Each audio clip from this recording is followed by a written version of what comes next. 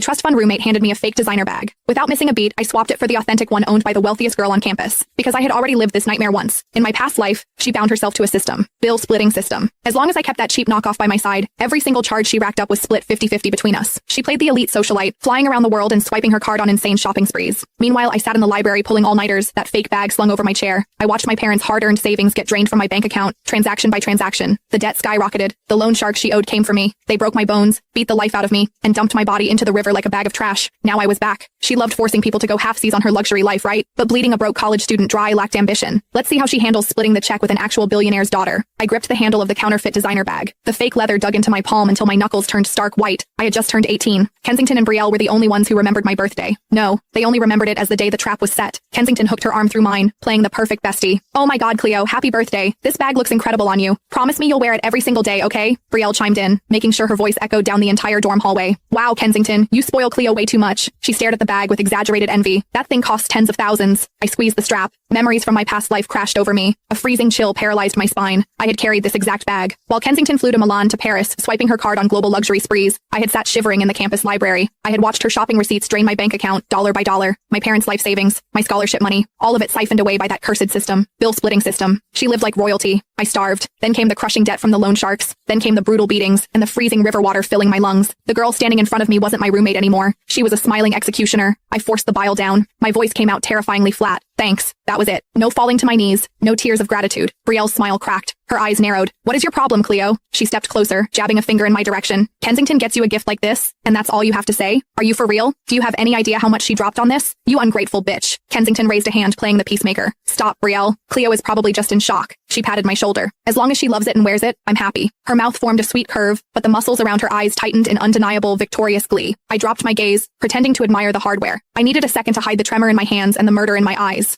My phone screen lit up against my palm. A news alert popped onto the lock screen. Florence, daughter of the state's wealthiest tech billionaire, to attend the university's charity art gala this weekend as a VIP guest. My pulse hammered against my eardrums. Florence, the heiress. In the attached paparazzi photo, she wore a couture gown. Slung over her shoulder was a bag, a six-figure, limited edition piece, the ultimate flex of untouchable privilege. It was the exact same brand, the exact same model, the authentic version of the cheap fake I was currently holding. A reckless, borderline psychotic plan clicked into place. Bleeding a broke scholarship student dry was child's play. Let's see how she handled splitting the check with the actual daughter of a billionaire. I tipped my head up, curving my lips into a faint, paper-thin smile. Kensington beamed back, soaking up what she thought was my pathetic gratitude. My fingernails dug half-moons into my palms. Not this time. The next day, I walked back into the dorm room with the knockoff slung over my shoulder. Kensington and Brielle were doing their makeup, whispering huddled together. They traded a smug, loaded glance the second I walked in. I ignored them, making a beeline straight for Dakota's desk. Dakota was a total clout chaser. She constantly drooled over Kensington's designer stash, desperate to claw her way into their little inner circle.